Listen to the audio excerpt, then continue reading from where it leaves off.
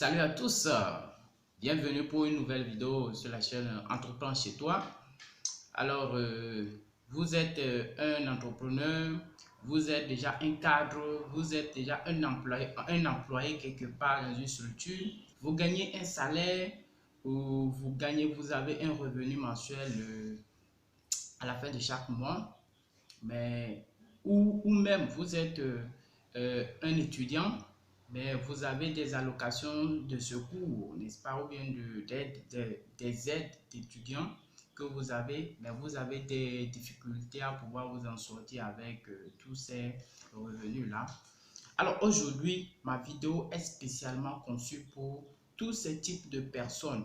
Toute personne qui a un revenu à la fin de chaque mois, aujourd'hui ma vidéo est spécialement conçue pour vous. Alors je vous invite à rester jusqu'à la fin de cette vidéo et vous allez découvrir mes différentes techniques, différentes astuces pour pouvoir bien gérer vos revenus, bien gérer votre épargne, pouvoir mettre en fait de l'argent de côté, pouvoir le gérer afin de lancer un business. N'oubliez pas, sur cette chaîne, nous parlons d'entrepreneuriat et d'investissement en mettant beaucoup l'accent sur l'initiative des jeunes.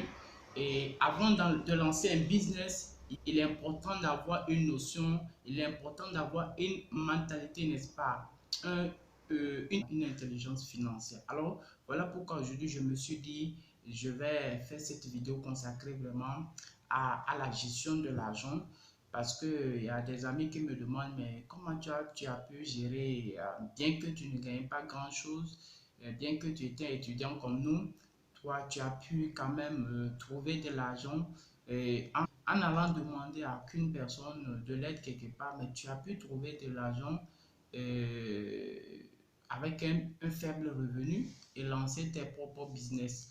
Alors, c'est ce qui m'amène à faire cette vidéo, donc qui est adressée vraiment spécialement à toutes ces personnes en réalité.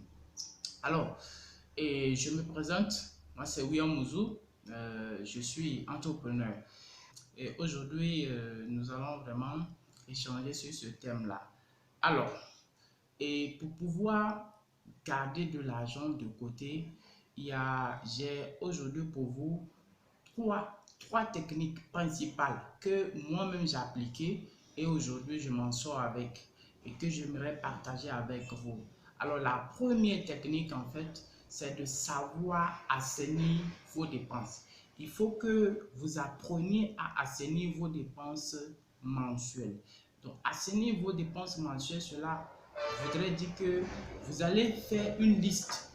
Cela voudrait dire que je dois faire une liste de toutes mes dépenses. Donc, pouvoir savoir dans les dépenses dont j'ai besoin pour tout le mois, je dois les connaître à l'avance.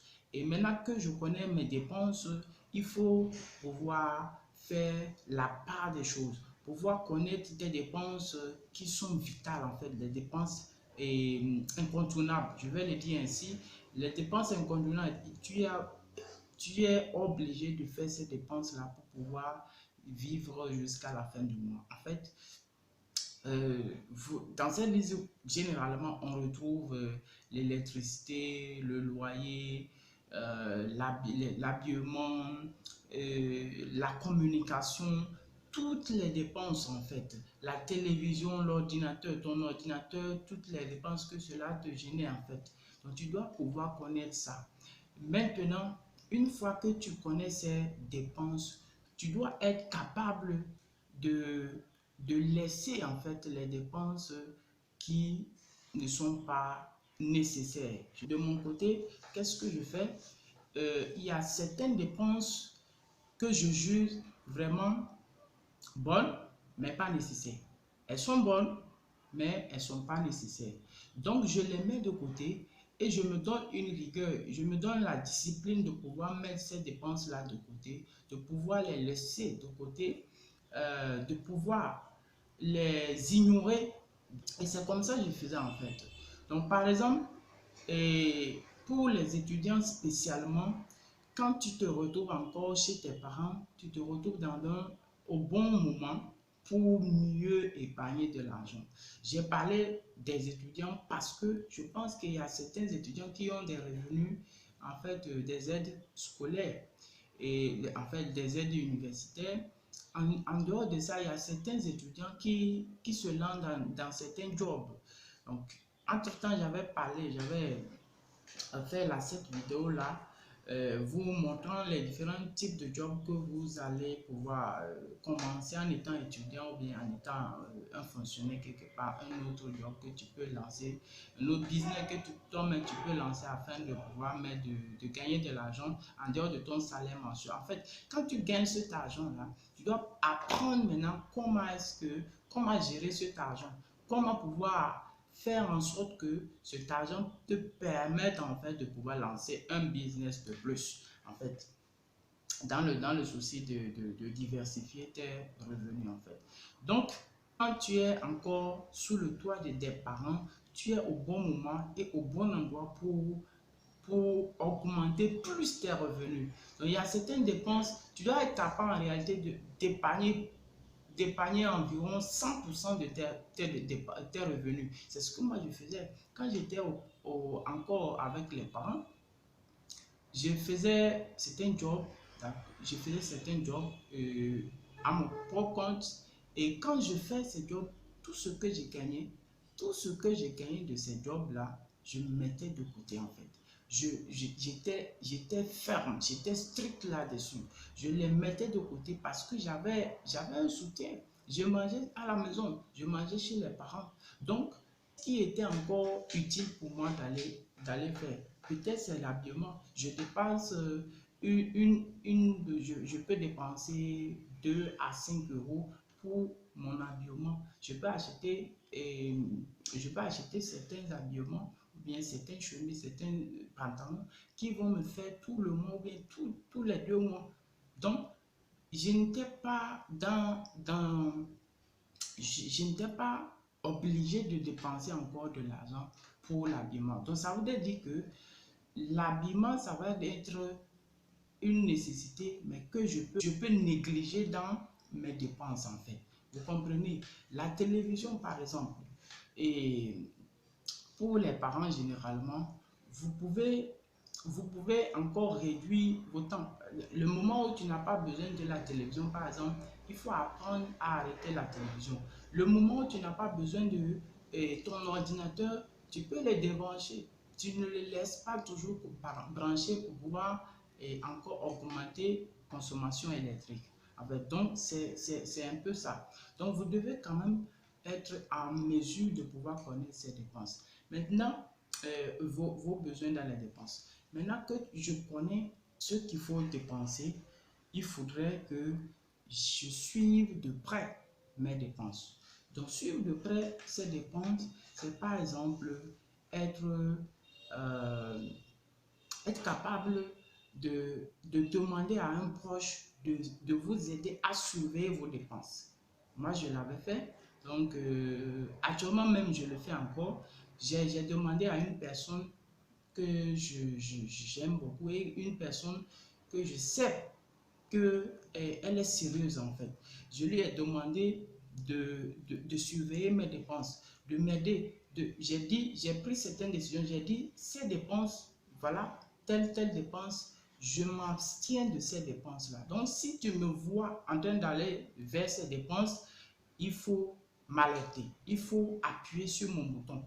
Et je lui ai donné cette autorisation pour qu'il puisse m'aider à gérer, n'est-ce pas, mes dépenses, à assainir mes dépenses. Donc, voilà comment je suis mes dépenses. Voilà comment est-ce que je me fais aider dans la surveillance de mes dépenses. Ensuite, il y a également aujourd'hui un professionnel en fait de gestion financière que vous pouvez également voir. Bon, ça revient encore un peu plus coûteux.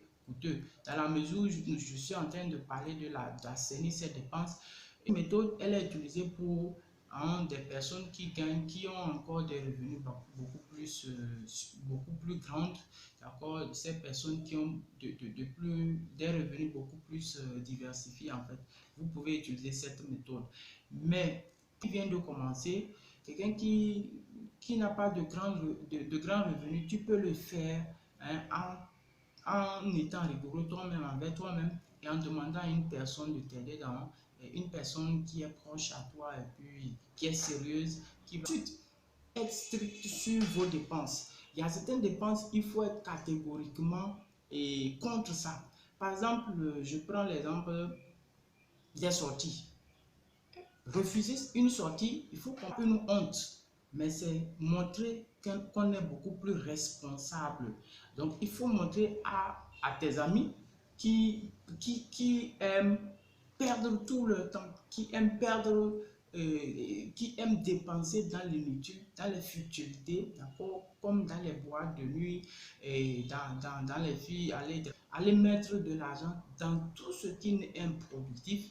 Vous devez en être capable en réalité d'être strict et d'être contre ça. En fait, c'est ce que moi j'ai fait en fait et puis je m'en sors. Il y a certaines dépenses où vous allez être catégorique et refuser de faire ces dépenses-là. Cela témoigne de combien de fois vous êtes beaucoup plus responsable. Donc en réalité, c'est ça. Et il faut comprendre que vous devez être capable également d'annuler des abonnements que vous n'utilisez plus. Finalement, c'est au niveau des parents. Il y a des parents, c'est des parents qui gagnent des fonctionnaires généralement, qui ont un revenu à la fin de chaque mois, un salaire. Mais à la fin de chaque mois, beaucoup plus des factures que eux-mêmes, ils ne vivent en fait. Donc, je prends par exemple les abonnements de téléphonie, les abonnements de télévision et autres. Il y a plein d'abonnements les gens font. Et toi, tu fais un abonnement de télévision, toi, tu sors à la maison, tout le temps, tu es au boulot. Toi, tu sors à la maison, tout le temps, tes enfants sont à l'école. Mais tu fais un abonnement que tu payes à la fin de chaque mois. Tu fais ça pour qui maintenant? Ça, comme ça, je peux, lorsque je me fixe des objectifs à atteindre, je peux être capable, je dois être en mesure de couper ces abonnements et les refaire peut-être pour certains qui ne peuvent pas s'en passer de la télévision. Vous pouvez les mettre pendant les vacances. Vous savez que les vacances ne durent généralement que 2 mois. 2 mois ou plus de mois. Donc, pendant ce moment, vous pouvez faire un abonnement pour, pour, pour utiliser peut-être pour quelques temps et après ça, vous coupez encore vos abonnements. Ça, c'est une méthode et c'est une technique aujourd'hui que moi aussi j'utilise, d'accord? Et d'ailleurs, même je n'ai même pas le temps pour une télévision. Donc, c'est l'abonnement, j'ai mis quoi sur ça en fait. Les abonnements, moi j'ai mis quoi sur ça. Je n'ai même pas le temps pour suivre une télévision. Donc, pourquoi alors aller payer pour des choses que je n'utilise pas? Je n'en ai pas apprendre à être rigoureux là-dessus en fait. Donc, la troisième astuce, c'est de vous fixer des objectifs à atteindre, des objectifs clairs. Se fixer des objectifs clairs, c'est de pouvoir comprendre que le reste de mes recettes, en fait, le reste de mes dépenses, je dois épargner un certain pourcentage de mes revenus ou bien de mes recettes chaque fin du mois.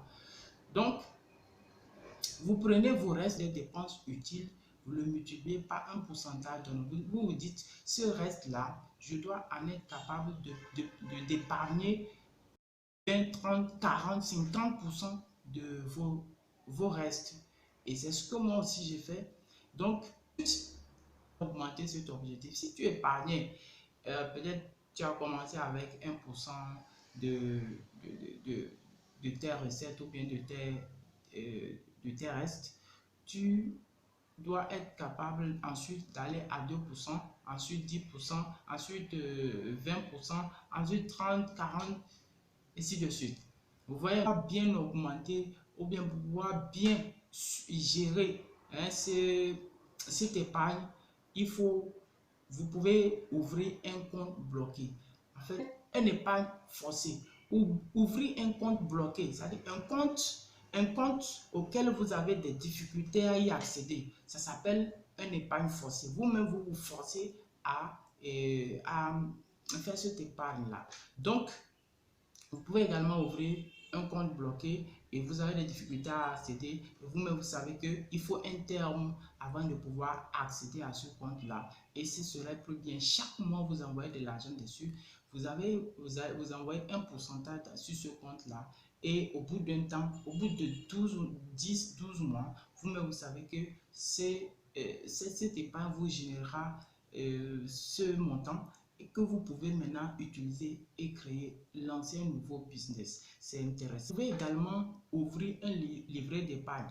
Bon, généralement, il y a beaucoup de personnes qui utilisent cette méthode, mais moi, personnellement, je n'utilise pas cette méthode juste parce que en utilisant cette méthode, je suis appelé aussi, je suis amené à payer encore sur cette épargne. En fait, je dois payer sur le livret ou bien sur la microfinance ou bien la banque qui est auprès de laquelle je fais cette épargne, puisque chaque fois, il doit passer chez moi pour collecter mon épargne. Donc, ça fait que vous êtes encore soumis à d'autres charges. C'est encore d'autres dépenses. Donc, il faut toujours être intelligent dans ces dépenses.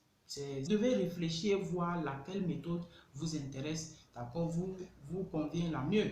Donc, ensuite, il y a aussi une méthode beaucoup plus simple, mais qu'il faut utiliser aussi avec précaution, des précautions encore beaucoup plus sérieuses. Voilà, de garder l'argent, c'est sur les comptes mobiles. En fait, vous-même, à travers votre compte mobile, vous pouvez créer un compte mobile et sur lequel vous mettez votre argent et vous seul vous détenez le code. Le danger là-bas, c'est que vous pouvez être amené aussi à prendre de l'argent là-dessus. C'est pourquoi je vous recommande, moi-même je l'ai fait et j'utilise cette technique-là, elle marche très bien en fait. Vous devez être d'abord au départ sérieux envers vous-même. Ensuite, rigoureux dans vos dépenses. Rigoureux, la rigueur doit en fait être la base de cette technique-là.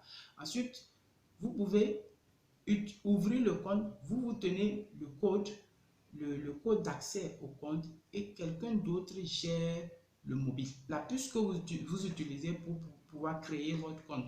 En fait, à chaque fois vous virez votre épargne là-dessus, vous virez votre argent là-dessus et tranquillement, vous n'avez pas accès. Donc, c'est difficile pour vous d'avoir accès à ce compte-là. Voilà comment est-ce que vous pouvez également épargner. Ensuite, je vais peut-être deux exemples que moi-même j'utilise. En fait, quelques exemples, comment moi j'ai fait pour en arriver là. Donc, moi personnellement, qu'est-ce que je fais dans ce cas? Je me suis dit, pour les 10 prochains mois, je dois en être capable de côté minimum les 2 tiers de mes recettes. Les 2 tiers, ça fait environ plus de 66% de mes recettes que je vais épargner. Je vais en être capable de mettre de côté chaque mois. Et ceci, sur chaque semaine, ça me fait plus de 16%. Cela demande beaucoup plus de rigueur, n'est-ce pas? Je me suis fixé un objectif à atteindre pour les 10 prochains mois. Je me suis dit, à partir de ces 1500, quel business encore je vais lancer avec? Vous voyez un peu, vous devez avoir un objectif clair que vous voulez atteindre et ensuite savoir dans vos stratégies, en fait, dans les stratégies que vous allez utiliser ou quelle que soit la technique que vous allez utiliser, il faut en mettre de la rigueur là-dedans.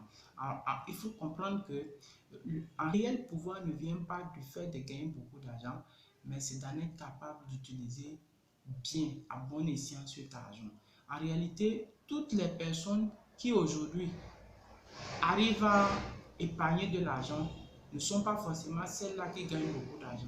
Vous allez voir des personnes qui gagnent beaucoup d'argent à la fin du mois, ils gagnent 2 000 € par mois, ils gagnent 3 000 € par mois, mais à la fin, ils se retrouvent complètement fauchés parce que ces dépenses sont au-delà de ses revenus. Vous voyez un peu, mais au même moment, il y a des personnes qui gagnent 200 € par mois, 250 €, 300 € par mois. 500 € par mois, mais qui s'en sortent avec un épargne ou bien qui finissent avec de l'argent à côté. C'est vraiment formidable. La plupart des temps, beaucoup d'argent ne génère pas en fait problème d'argent. Il faut comprendre ta capacité de pouvoir utiliser cet argent et quelqu'un qui résout tes problèmes à tout moment, quelqu'un qui résout tes problèmes d'urgence. Donc, si tu es capable de mettre de l'argent de côté, à un moment donné, tu seras capable également d'intervenir pour résoudre des problèmes d'urgence. Peut-être ton argent qui tombe en panne urgemment, tu n'avais pas prévu ça. Tu peux résoudre ce problème-là si tu arrives à mettre de l'argent à côté. Ou bien, peut-être c'est un cas de maladie qui intervient urgemment. Tu peux également utiliser l'argent que tu arrives à mettre de côté. Et ainsi, tu le moins. Parce que quand les problèmes d'urgence viennent et que tu n'as pas de l'argent de côté, tu es obligé d'aller t'endetter. Et c'est ce que tu dois éviter. Si tu continues par dépenser plus ton argent dans les futilités, dans les inutilités, tu risques de t'endetter de plus et finalement, quel que soit le montant que tu gagnes à la fin de chaque mois, tu finiras fauché. Et voilà quelques astuces que je tenais à partager avec vous. En fait, c'est une petite portion que je vous ai donnée. Actuellement, je dois répondre à un rendez-vous, donc je suis déjà étalonné par mon temps et je dois partir. Et je tenais aussi à faire cette vidéo. N'oubliez pas, si vous êtes nouveau sur ma chaîne, n'hésitez pas de vous abonner et activer la cloche de notification là ou là. Vous êtes informé de toutes mes vidéos qui paraissent chaque semaine au moins 2 fois.